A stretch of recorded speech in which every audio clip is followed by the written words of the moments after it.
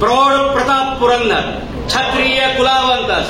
हा बघी मला पूर्ण म्हणून कारण त्या घोषणेत पण लोकांनी इतिहास बदलायचा प्रयत्न केलेला आहे. तर ऍक्च्युअल व्याख्या काय ते मला सांगायचं तुम्हाला. प्रौढ प्रताप पुरंदर क्षत्रिय कुलावंतस छत्रपती शिवाजी महाराज की, छत्रपती शिवाजी महाराज की, छत्रपती शिवाजी महाराज की. इथे काही महिला उभे आहेत त्यांना वाटते शिवाजी महाराज आमचे नाहीच आहेत. असं का करताय बरं? हा मधला पॅच परत एकदा घेऊया तुमच्यासाठी. छत्रपती शिवाजी महाराज की. आता वाटतंय की मी मराठ्यांच्या कार्यक्रमात बोलतो. छत्रपती शिवाजी महाराजांनी त्यांच्या आयुष्यामध्ये वयाच्या 44व्या वर्षी राजाभिषेक करून घेतला आणि स्वतःला जी पदवी धारण करून घेतलेली त्या पदवीचं नाव आहे क्षत्रिय कुलावंतास. काय म्हणलेलं आहे? क्षत्रिय कुलावंतास. राम आणि कृष्ण आणि बुद्ध आणि महावीर यांच्यानंतर या भारतामध्ये जर क्षत्रिय कुलाचा गौरव कोणी वाढवला असेल ते छत्रपती शिवाजी महाराजांनी वाढवला. म्हणून त्यांनी त्याची पदवी.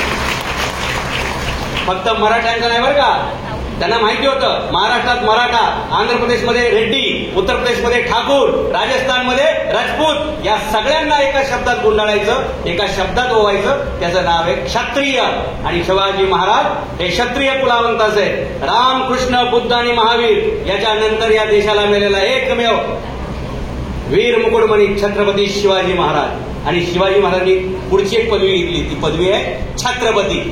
सर्वसामान्य गरीब रयतेवर जनतेवरती छत्र धरणारा, कोणत्याही जाती धर्माचा भाषेचा भेदभाव न करता सर्वांना आपल्या लेकराप्रमाणे वागवणारा, याला म्हणतात छत्र धरणारा छत्रपती.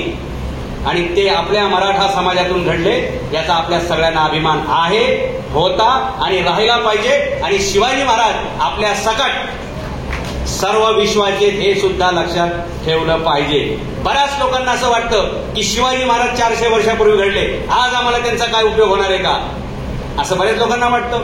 म्हणून मी सुरुवातीला पुस्तकं लिहिली. शिवाजी महाराजांचं मॅनेजमेंट कसं आहे, त्यांची उद्योजकता कशी आहे, त्यांचं इंजिनिअरिंग कसं आहे, त्यांचं MBA कसं आहे, त्यांचं मार्केटिंग कसं आहे, त्यांचं अर्थशास्त्र कसं आहे, त्यांची उद्योजकता कशी आहे. एक एक उदाहरण देतो आणि पुढे जाऊन तुम्हाला सांगतो.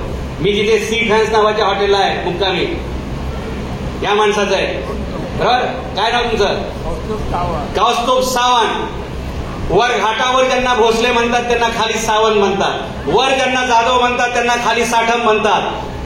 हा कोकणचा आणि पश्चिम महाराष्ट्राचा जवळचा संबंध असा आहे. फक्त आडनाव बदलतात, कुळ तेच आहे आणि आपलं मूळ सुद्धा तेच आहे, एकच आहे, छत्रपती शिवाजी महाराज. नावांमध्ये त्या हॉटेलच्या समोर शिवाजी महाराजांचा किल्ला आहे, रत्नदुर्ग नावाचा किल्ला आहे.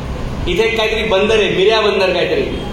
सिंपल आहे, शिवाजी महाराजांनी तिथून मिऱ्यांचा व्यापार सुरू केला म्हणून ते मिऱ्या बंदर आहे.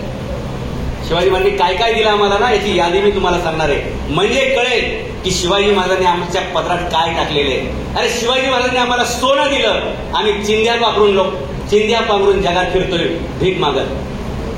जगात काय चालतं, मार्केटिंग तुमची चांगली असेल तर तुम्ही चिंध्या सुद्धा सोन्याच्या भावात विकू शकता, आणि मार्केटिंगचं स्किल तुम्हाला नसेल तर सोनं सुद्धा भंगाराच्या भावामध्ये विकावं लागू शकतं. म्हणून पूर्वीचे लोक म्हणायचे आपल्याला, काय बोलणाराचे गहू विकले जातात आणि न बोलणाराचं काय विकलं जात नाही. शिवाजी महाराजांनी सोन्याचा इतिहास आम्हाला दिला आणि त्याची सुरुवातच त्यांनी सोन्याचा फाळ लावलेला नांगर चालवून केली की माझ्या मराठ्यांना, या महाराष्ट्र मुलखाला मला सोन्याचे दिवस दाखवायचे, म्हणून सोन्याचा फाळ लावलेला नांगर चालवलेले शिवाजी महाराज. आणि पुढच्या 350 वर्षात आरक्षणासाठी मोर्चे काढणारे मराठे.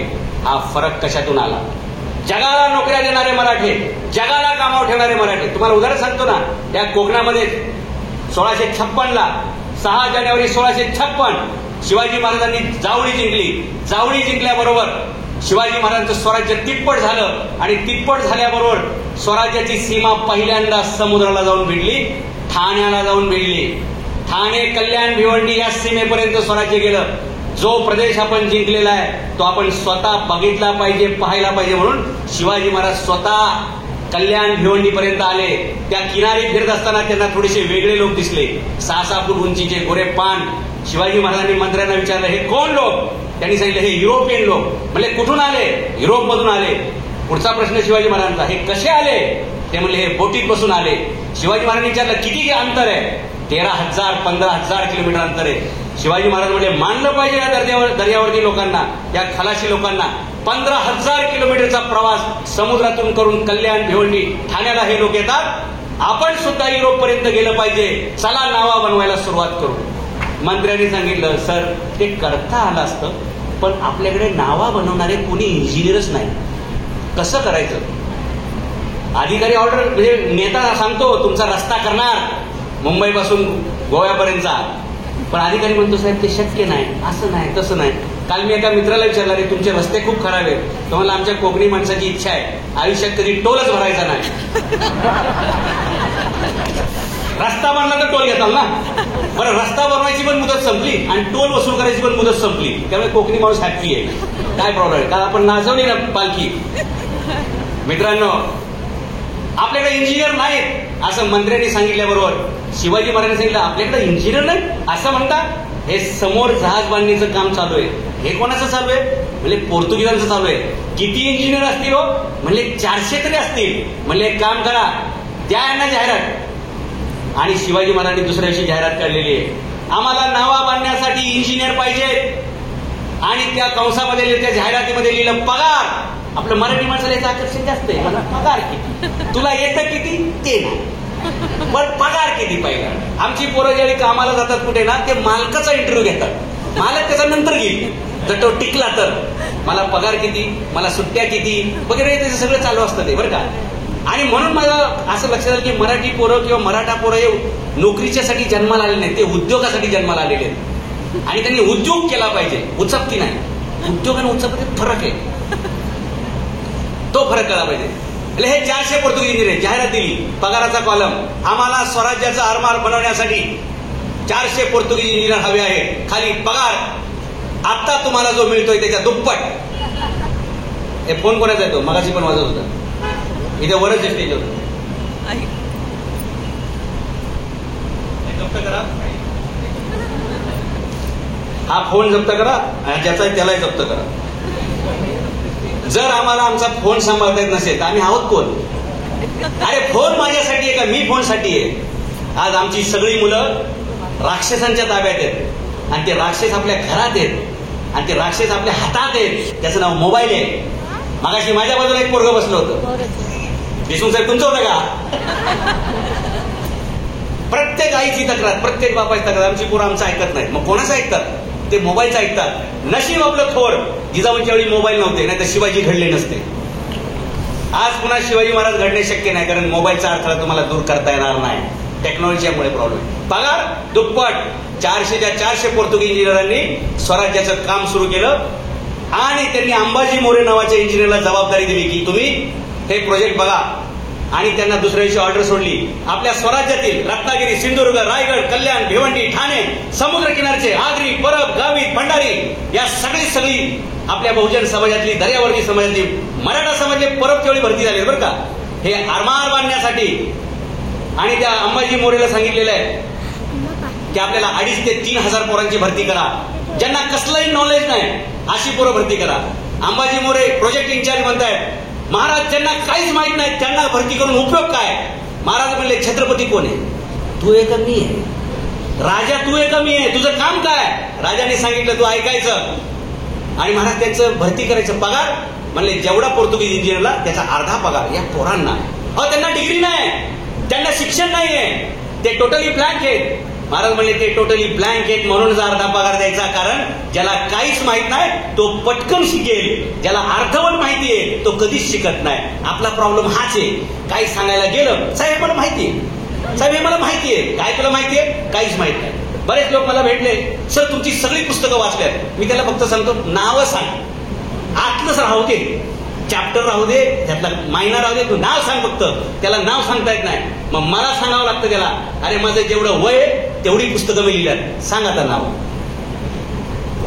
जर शिकायची गरज आली, शिकायची वेळ आली तर आपली माणसं तयार असली पाहिजे. आपली माणसांना शिवाजी महाराजांनी त्या काळामध्ये सांगितलं की तुम्ही बोटीत बसलं पाहिजे, तुम्ही नावेत बसलं पाहिजे. या महाराष्ट्रात मराठ्यांना पहिल्यांदा पासपोर्ट काढायला कोणी शिकवलं, ते आपल्या छत्रपती शिवाजी महाराजांनी शिकवलं. पासपोर्ट. आज त्याच महाराष्ट्रामध्ये का राणे साहेबांनी सांगितलं मराठा समाजाची लोकसंख्या 30% आणि त्यातले 22% लोक दारिद्र्य रेषेखाली आहेत. हा परिणाम कशाचा आहे? शिवाजी महाराज कळले नाहीत म्हणून आमची श्रीमंती, वैभव आणि इतिहास सगळा संपत चाललेला आहे. तेच शिवाजी महाराज नीट कळले तर परत आम्हाला सोन्याचे दिवस येतील. आणि म्हणून इतिहास कधीही आउटडेटेड होत नसतो.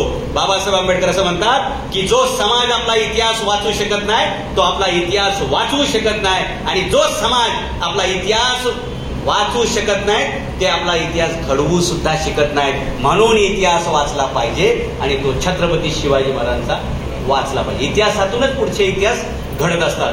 या मुलांना पगार द्यायचा आहे, अर्धा पगार द्यायचा आहे. पोर्तुगीज इंजिनियरचे अर्धा पगार, 2,500-3,000 पोरं अपॉइंट करायची. फायनान्स मिनिस्टर होते, त्यांनी म्हणले महाराज एवढ्या सगळ्या लोकांचा पगार द्यायचा, आपल्या तिजोरीवरती भार पडेल. महाराज म्हणले भार तात्पुरता पडेल, हे आपले लाडके भाऊ आहेत, तिजोरी भार पडू दे. आता लाडक्या बहिणींचं आलेलं आहे, त्यावेळी लाडक्या भावांचं शिवाजी महाराजांनी केलं की आपल्या पोरांना पगार मिळू दे. अंबाजी मोरे म्हणले महाराज एवढा पगार द्यायचा मला काय पटत नाही. महाराज म्हणले तुला पट ना कुठं राजा, मी सांगतोय तेवढं करायचं. ज्या दिवशी तू राजा असेल त्यावेळी तुझे तू निर्णय घे, पण मी तुला सांगतो तसं कर. आणि 4 महिन्यामध्ये गेले.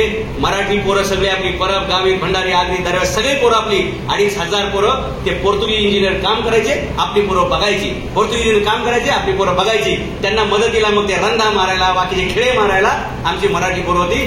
तेवढ्यात एक पत्र गोव्याला गेलं, व्हाईसरायकडे, आणि गोव्यावरून ते पोर्तुगालच्या राजाला गेलं. आणि त्यांनी बातमी काय दिली माहितीये का? कल्याण भिवंडीच्या तळावरती जास्त पगाराच्या आमिषाने आपले 400 पोर्तुगीज इंजिनियर शिवाजीराजांना नेव्ही बनवण्यासाठी, आर्मर बनवण्यासाठी मदत करतायत. शिवाजीची very dangerous person. Shivaji Maharaj हे अत्यंत डेंजर माणूस आहे, ज्यांनी अफजल खान मारलेला आहे, भल्या भल्यांची काशी केलेली आहे. तेच शिवाजी महाराज पोर्तुगीजांनी बनवलेल्या नावा घेऊन युरोपपर्यंत फडकतील आणि एक दिवस युरोपचे राजे होतील. त्यामुळे त्यांना थांबवायचं असेल तर पहिले त्यांच्या नावा बनवणं काम बंद पडा. ते पत्र गोव्यावरनं पोर्तुगाल लिस्बेनला, आणि गोव्यावरनं पोर्तुगालवरनं ते इकडे यायला 4 महिने लागले. जसं ते पत्र हातात आलं कल्याण भिवंडीच्या त्या तळावरच्या अधिकाऱ्याकडे, पत्र वाचल्याबरोबर बघा निष्ठा काय असते, राष्ट्रभक्ती, राजाची भक्ती काय असते. पत्र हातात मिळाल्यावर 400च्या 400 पोर्तुगीज इंजिनियर, साहेब आमचा 10 तारखेला पगार होणार आहे, आमचं पीएम बाकी आहे, आमच्या पोरांची शाळा बाकी असलं काही कारण न सांगता पत्र हातात मिळालं. सकाळी संध्याकाळी 400च्या 400 पोर्तुगीज जहाजात बसले, गोव्याला निघून गेले. ही बातमी रातोरात शिवाजी महाराजांना कल्याणमधून राजगडावरती कळाली. दुसऱ्या दिवशी अंबाजी मोरेंना कळाले की महाराज ते आपले 400 इंजिनियर गायब आहेत वगैरे वगैरे, आणि ते धापा टाकत राजगडावरती दुसऱ्या दिवशी संध्याकाळपर्यंत पोहोचलेले आहेत. महाराज म्हणले अंबाजी मोरे कसं काय झालं? म्हणले काय सांगू महाराज? म्हणले काय सांगू म्हणजे जसं असेल तसं सांगा. कोणत्या तोंडाने सांगू? म्हणले ह्याच तोंडाने सांगा. दुसऱ्या तोंडाने काय सांगता? काय झालं?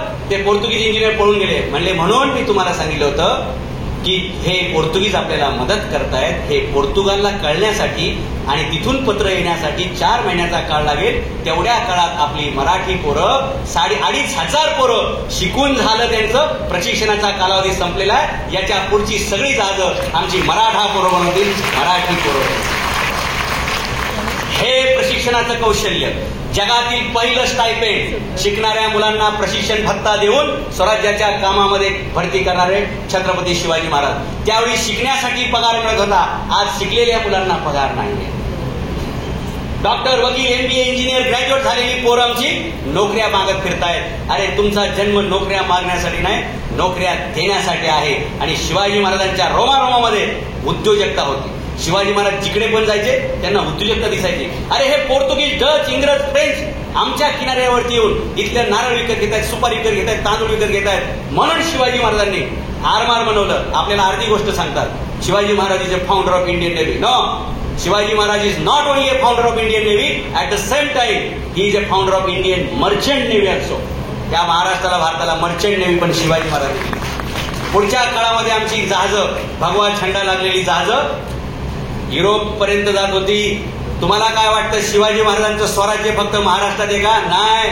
वर गुजरात, कारवार पासून ते खाली श्रीलंकेपर्यंत 2 राष्ट्र, 2 देश आणि जवळपास 50 जिल्ह्यामध्ये शिवाजी महाराजांचं स्वराज्य आहे. वर गुजरात पासून खाली तामिळनाडू, जिंजी आणि पलीकडे श्रीलंका, हे शिवाजी महाराजांचं स्वराज्य आहे, जमिनीवर सुद्धा आणि समुद्रावर सुद्धा.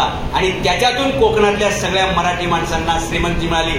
त्या काळातलं कोकण हे प्रत्येकाच्या घरात सोन्याची कडं घालणारी माणसं होती, प्रत्येकाच्या घरात किलो किलो दागिने सोन्याचे घालणाऱ्या महिला होत्या.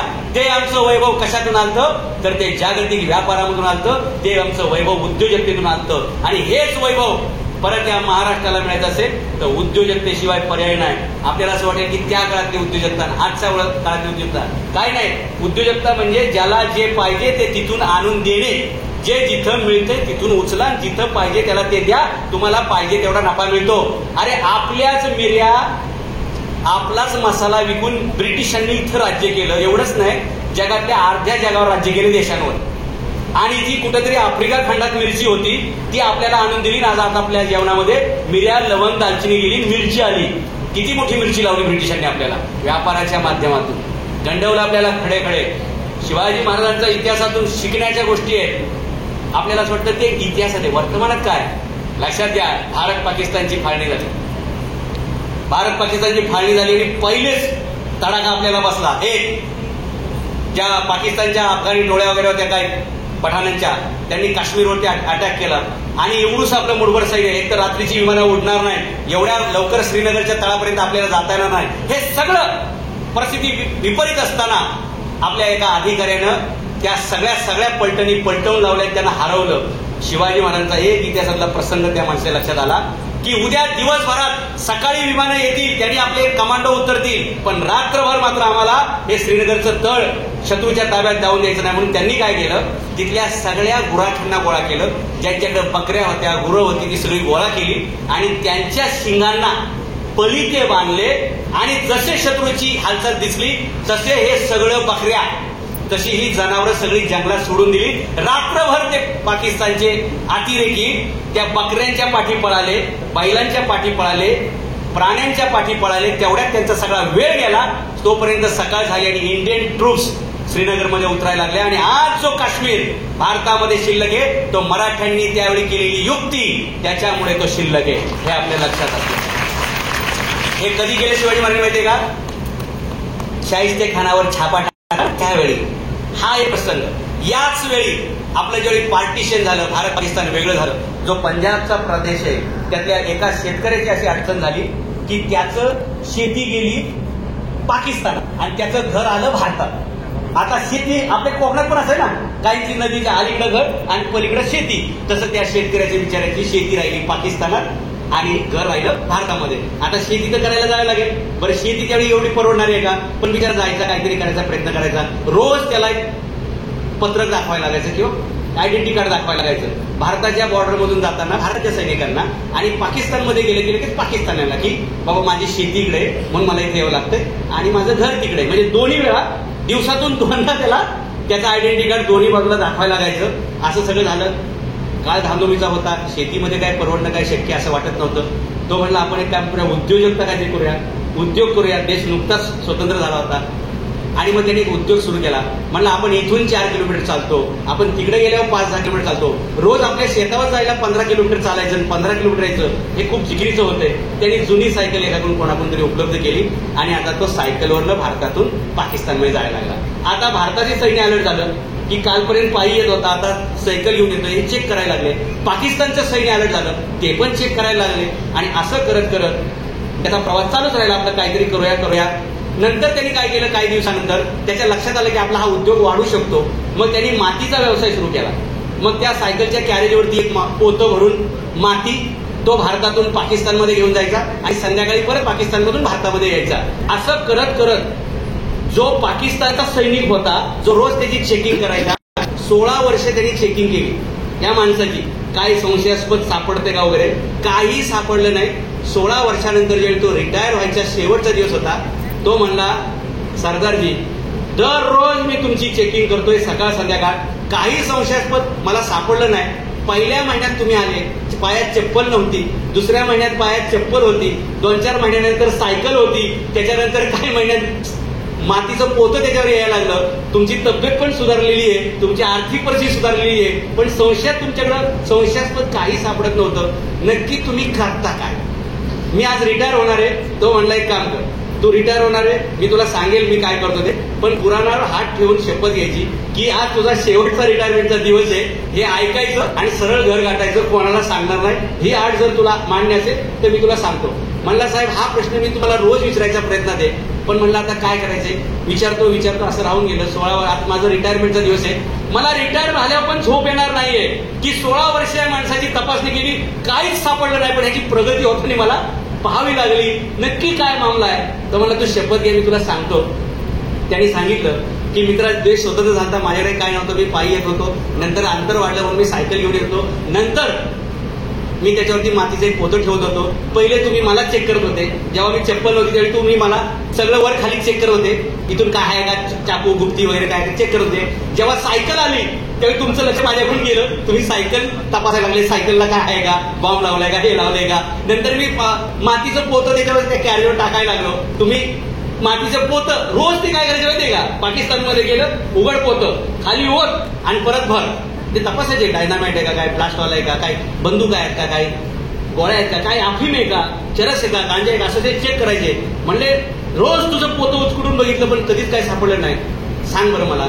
म्हणले हेच तर तुला सांगतोय, पहिले तुम्ही मला तपासत होते, नंतर माझी सायकल तपासत होते, नंतर माझं मातीचं पोतं तपासत होते. असा मी प्रगतीचा टप्पा टप्पा घेतला. तुमच्या कधी लक्षात आलं का रे? म्हणला काय, मी भारतातून ज्यावेळी पाकिस्तानात यायचो त्यावेळी माझी सायकल जुनी असायची आणि मी पाकिस्तानातून ज्यावेळी भारतात यायचो त्यावेळी नवी कोरी सायकल असायची. हे तुम्ही कधी बघितलं का? ते म्हणले नाही, आमचं लक्ष सगळं इकडेच होतं. कुठं? त्या पोत्यात काय आहे का, पोत्यात काय घेऊन जातोय का. अरे म्हणले आता चांगला बिझनेस आहे. तो अरे सिंपल आहे, मी फक्त जुनी सायकल इकडून तिला घेऊन जायचो आणि तिकडून नवी कोरी सायकल इकडे आणायचो. 200 रुपयाची भंगार सायकल तिकडे न्यायचो आणि येताना 2000 रुपयाची सायकल आणून भारतात विकायचो. माझा सायकलचा धंदा आहे, मातीचा नाही. आता त्या पाकिस्तानी सैनिकाला आणखी टेन्शन आलं की हे गणित ह्याला कुठून शिकायला मिळालं. तो म्हणला शिवाजी नाम का एक राजा हुआ, वो दिल्ली आगरा में आया था, औरंगजेब ने उसको कैद किया था.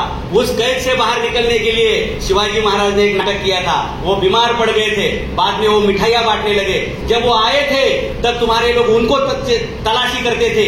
जब उनको बॉडीगार्ड रखे तो बॉडीगार्ड की चेकिंग होने लगी आणि ज्याच्यानंतर जेव्हा ते मिठाई वाटायला लागले तेव्हा तुम्ही ते मिठाईचे पेटारे तपासायला लागले. तुम्ही पेटारे बघत बसले आणि शिवाजी महाराज वेषांतर करून निघून गेले. त्याच राजाचा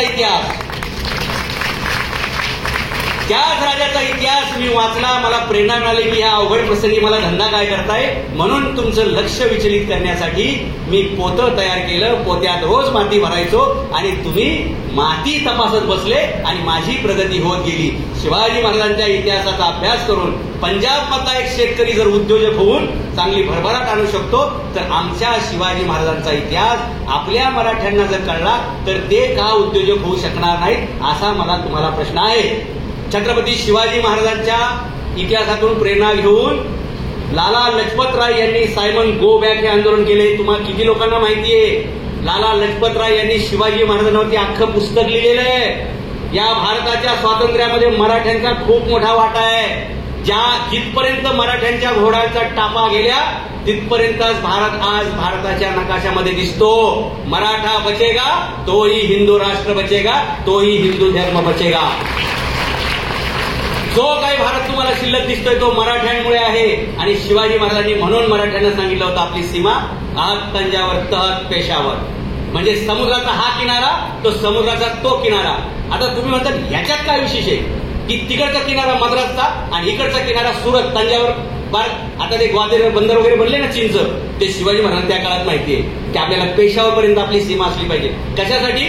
जगाचा सगळा व्यापार जो आशिया खंडामध्ये येतो तो भारताच्या पश्चिम किनाऱ्यावरती ती जहाजं येतात. जर युरोपमधून काही माल आला तरी मराठ्यांना जकात मिळणार आणि देशातील जरी काही माल युरोपला जायचं म्हटलं तरी जकात मराठ्यांना मिळणार. तुमचं एक्सपोर्ट असो इम्पोर्ट असो दोघांवरचं जकात मराठ्यांनाच मिळणार. म्हणून शिवाजी महाराजांनी आरमार काढलं आणि स्वतःचा व्यापार सुद्धा सुरू केला. त्याच कोकणच्या भूमीमध्ये आपण इथे सगळे मराठे जमलेलो आहोत. याच घटनेचं साक्षीदार होऊन आपण प्रत्येक आईनं शपथ घेतली पाहिजे, प्रत्येक पालकांनी आज निर्णय घेतला पाहिजे की मी माझ्या मुलांना भविष्यामध्ये उद्योजक करेल. नोकरी करणार तो मराठा कसा राहणार, तो उद्योजक होणार, तो छत्रपती शिवाजी महाराजांचा मावळा होणार. त्याला मावळा करायला पाहिजे, उद्योजक व्हायला पाहिजे. सांगायला सोपं आहे, तुमच्या मनात हे चाललंय सर, ते बोलणं सोपं आहे हो, उद्योजक करा, पण त्यासाठी खूप काही भांडवल लागतं, खूप काही लागतं. काही लागत नाही. एकदा डोक्यात बसलं की आपल्याला उद्योजक व्हायचंय, आपण उद्योजक होऊ शकतो. मी लहानपणी अनेक वेगवेगळी पुस्तकं वाचायचो. आंग्रे साहेब, स्वामी विवेकानंदची पण काही पुस्तकं माझ्या वाचण्यात आली.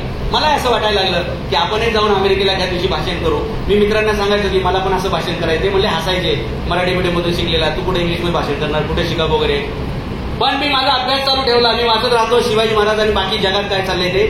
गेल्या वर्षी 15 ऑगस्ट 2023 सकाळी 8 वाजता शिकागो धर्म परिषदेमध्ये स्वामी विवेकानंदांच्या नंतर दुसरा भाषण करणारा माणूस तुमच्या मराठा समाजातला.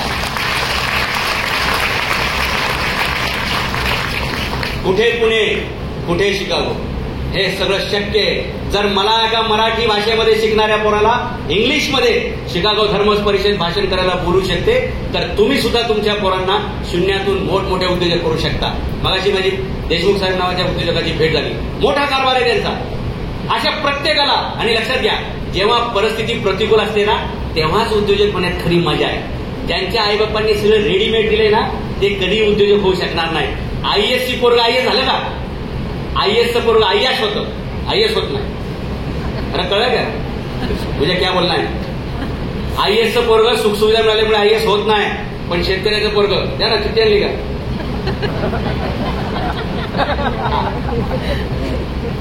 पुढे हा घ्या की येतो.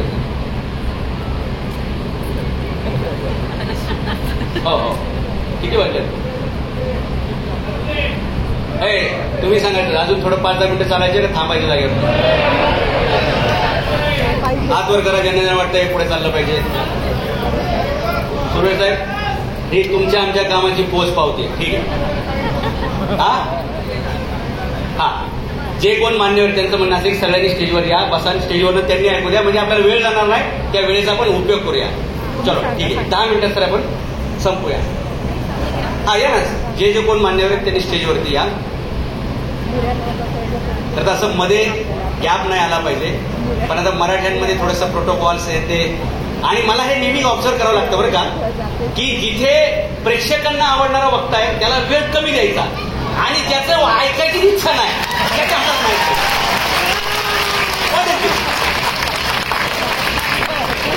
मला सांगा आता, मला प्रश्न आहे तुमच्यासमोर मला एक छोटा प्रश्न आहे. जर छत्रपती शिवाजी महाराज विषय चाललेला असेल तर तो विषय बंद करून कोणातरी सत्कार करावा, एवढा मोठा माणूस कोण असेल मला सांगा, कोण असेल? आणि असेल तर मी आत्ताच खाली उतरतो, आत्ताच खाली उतरतो. जर आम्हाला इतिहास कळला असता तर आम्ही आरक्षणाचे मोर्चे काढले नसते. जर इतिहास कळला असता तर आज युरोप अमेरिकेमध्ये आमची पोरं प्राईम मिनिस्टर, राष्ट्रपती तिथले मोठमोठे उद्योजक झाले असते. तर थांबवतो तुम्ही.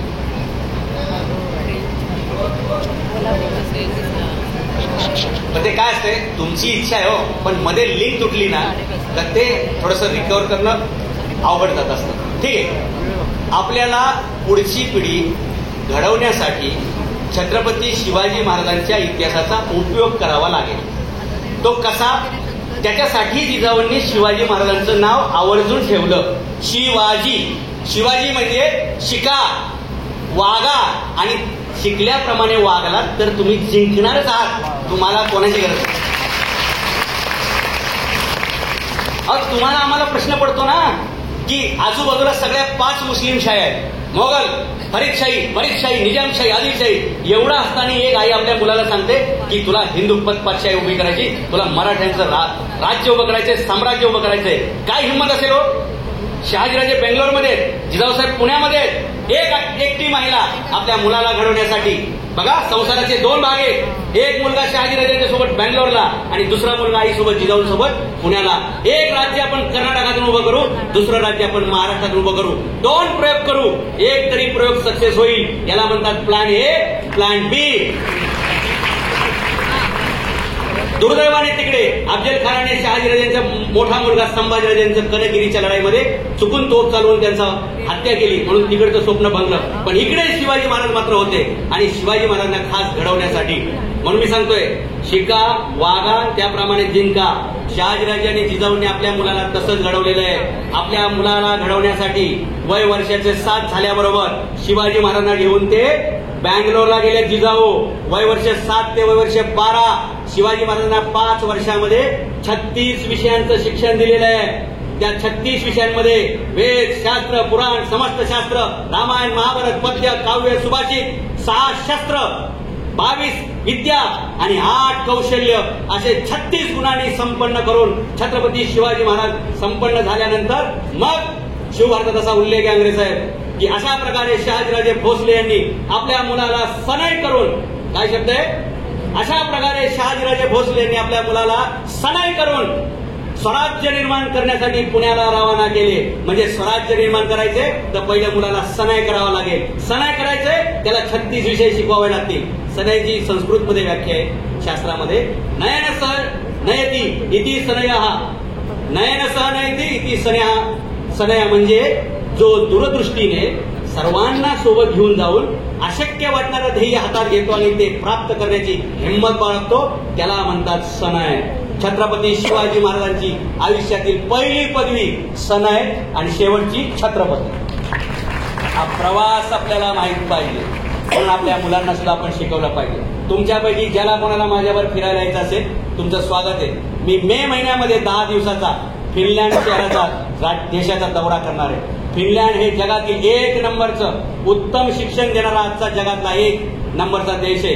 माझ्या महाराष्ट्रातील या मराठी मुलांना, मराठ्यांच्या पोरांना आजच्या काळातलं उत्तम शिक्षण कुठे मिळतंय तो देश मी बघायला जाणार आहे. तुम्हाला पण बघायचं असेल तुम्ही पण माझ्यावर येऊ शकता. आणि जो काळाबरोबरचं प्रगत शिक्षण आपल्या मुलांना देईल तेच मुलं काळावरती मात करतील आणि मग आपल्याला लक्षात येईल, अरे इथं कोकणामध्ये आमदार नगरसेवक होण्यासाठी मरमर मरण्यापेक्षा तिकडे घाटावर आमदार नगरसेवक सरपंच होण्यासाठी मरमर मरण्यापेक्षा चांगलं शिक्षण घ्या. युरोप, अमेरिका, फिनलँड इकडे तिकडे जा. अरे 40 वर्षाची पोरं तिकडं राष्ट्रपती होतात, प्राईम मिनिस्टर होतात. ज्ञानाची किंमत आहे, म्हणून ज्ञान पहिलं कमवायला शिकलं पाहिजे. तिथं गावकी भावकी हे चालत नाही. आणि मराठ्यांना राजकारणाचा जास्त किडा आहे. तुम्ही काल पण बघितलं असेल, एखादा पुढारी आला की लोंढ्यासारखे मराठीत माग. अरे काय फक्त राजकारण ही एकच फील्ड आहे का? एकच फील्ड आहे का? आणि राजकारणातल्या लोकांना सगळं कळतं असं तुम्हाला म्हणायचे का? राजकारणापेक्षाही इतर अनेक फील्ड आहेत की ज्याच्यामध्ये तुमच्या मुलांचं करिअर होऊ शकतं. हे ठामपणे बोलतोय कारण आहे बरं का, मला परत मराठा फेडरेशननी नाही बोलत तरी चालेल. कारण मी नेहमी ऑब्झर्व करतो की हे काय चाललंय, हे कशासाठी. खरं तर आहे ना, शिवाजी महाराज घडतात त्या पद्धतीत आपण वागलं पाहिजे.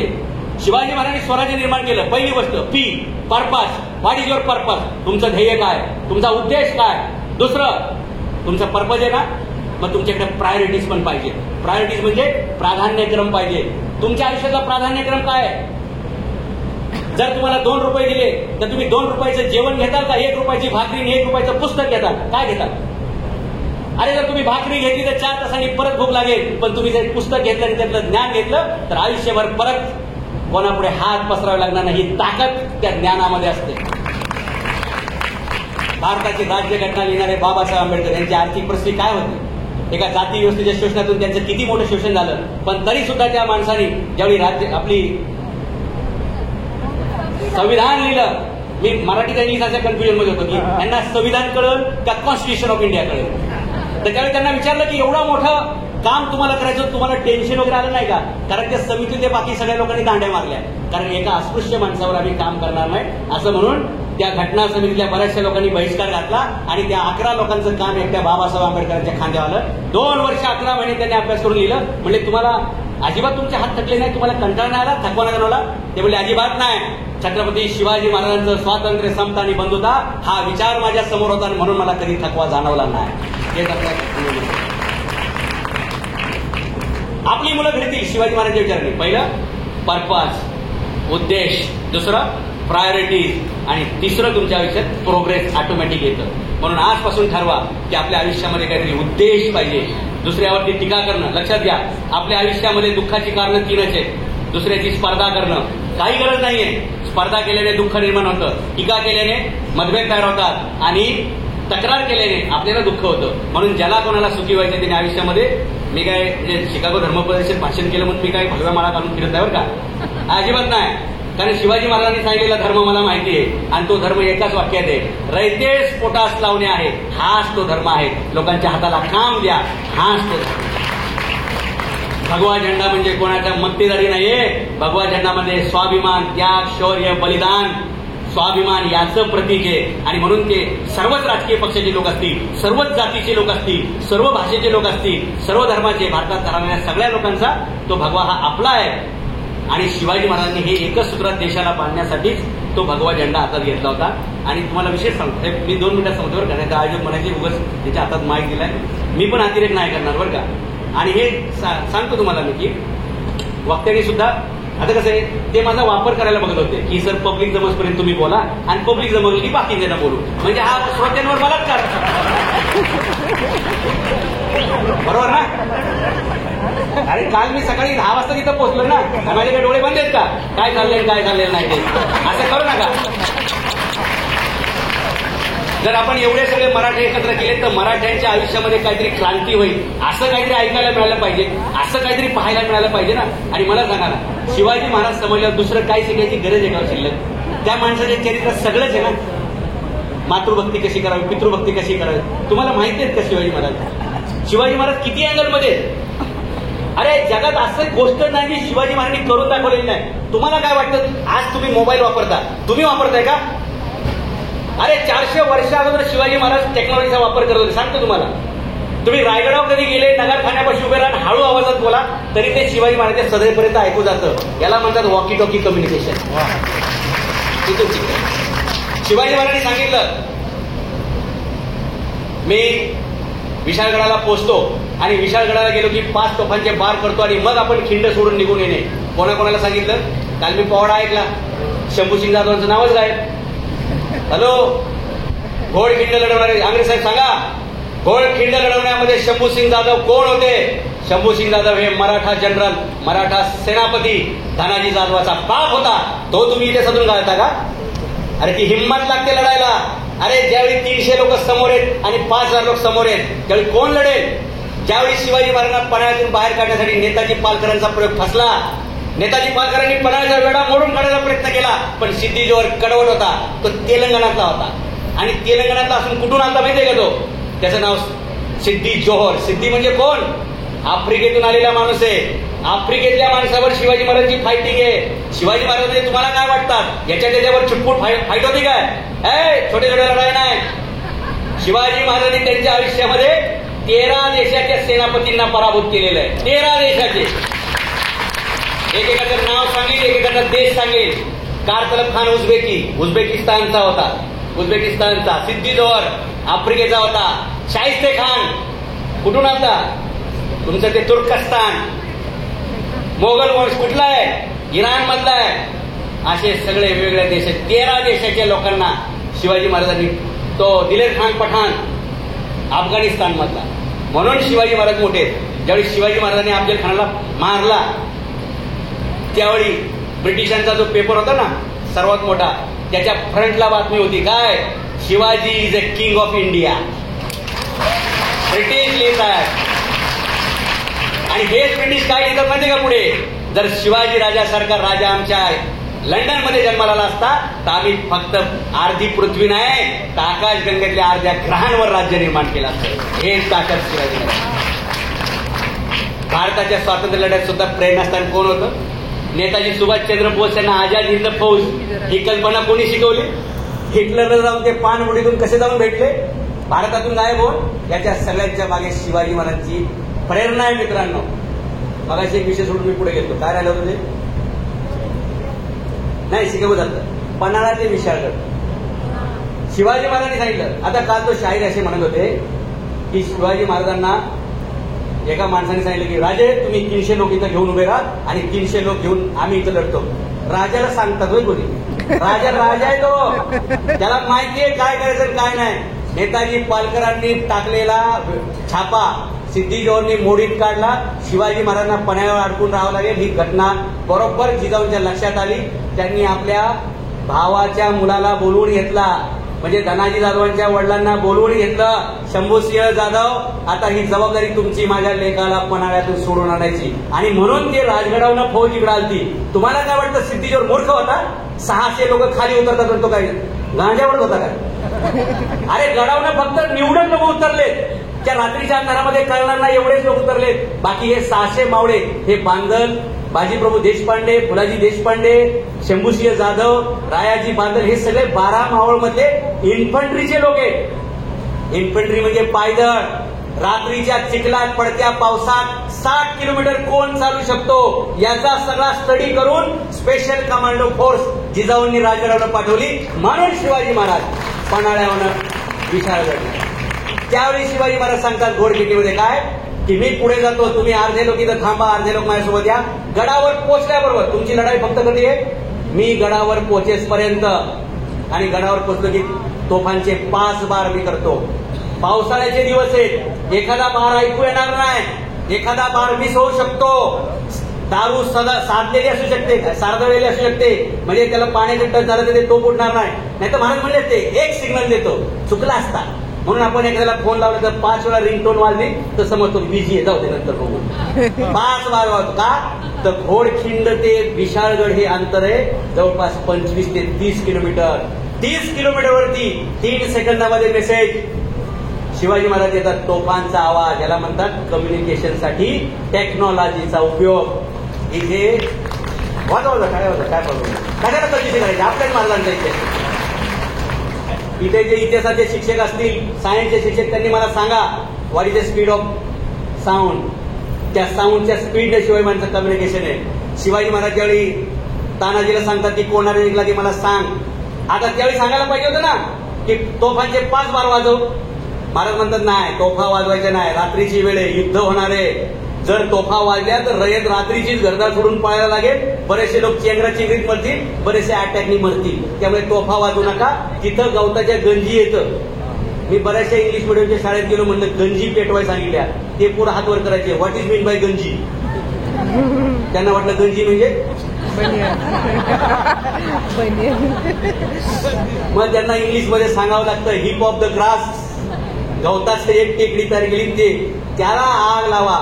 राजगड ते सिंहगड हे अंतर आहे 25-22 किलोमीटर. 22 किलोमीटरवर 2 सेकंदात कळतंय.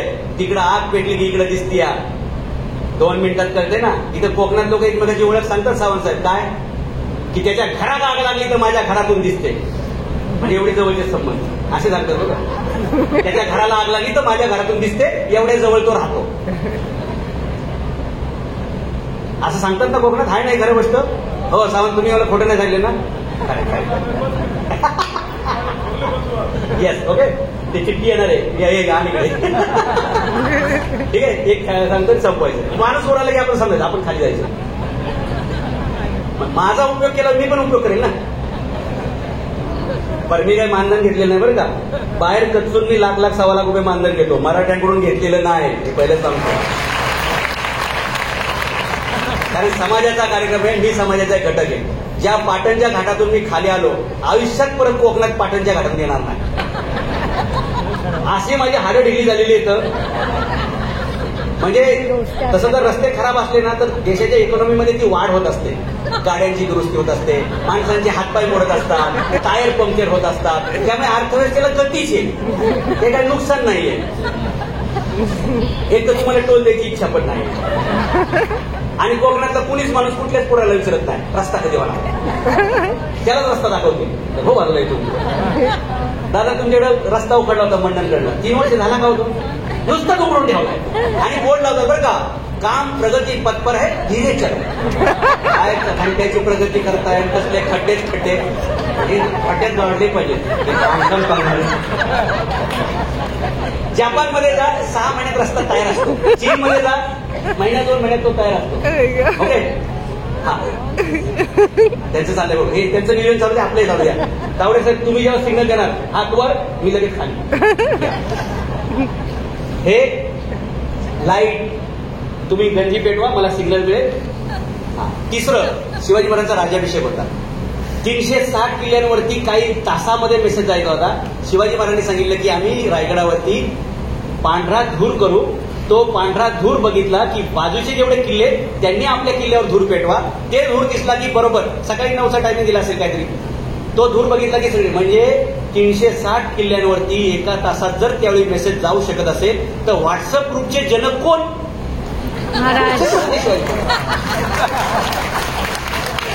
आपल्या लोकांना मेसेज देणे, बरोबर. आणि शिवाजी महाराजांच्या किल्ल्यावर वेगळे लाकडाचे गठ्ठे तयार असायचे. तो धूर म्हणजे ते लाकडं पेटवले की काळा धूर व्हायचा. काळा धूर झाला की काय समजायचं, शत्रूचं काहीतरी आक्रमण आहे आणि ताबडतोब रयतेनं सुरक्षित ठिकाणी हलायला सुरुवात करणे. नुसता धूर बघितला की आपले सगळी रयत गुरं ढोरं घेऊन बायका पुरं किल्ल्यावर जायचे. म्हणून 35 वर्षाच्या काळात शिवाजी महाराजांच्या काळात एकाही महिलेचा विनयभंग होऊ शकला नाही. बलात्कार लांब.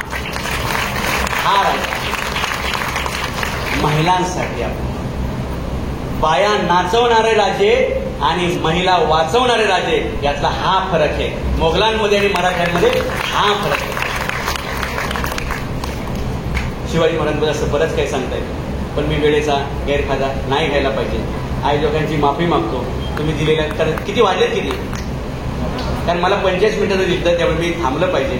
आणि मी नम्रतापूर्वक तुम्हाला सांगतो की लोक येतात, शिवाजी महाराज ऐकायला येतात. शिवाजी महाराजांचं असं प्रत्येक वेळी बरं का, तर रोज सकाळ संध्याकाळ 2-2 व्याख्यानं जरूर ठेवा, कारण त्या प्रेरणेतून ही पोरं उभी राहतील, ती पोरं घडतील. अरे आमच्यासारखा हा राजा इतर कुठं घडला नाही. युरोपमधल्या ब्रिटिश, फ्रेंच, पोर्तुगीज लोकांना काल्पनिक सुपरमॅन, ही मॅन तयार करावे लागतात. आमच्याकडे हा सुपरमॅन आमच्याकडे होता राजा, तो घडलेला आहे ते आपण समजून घेऊ.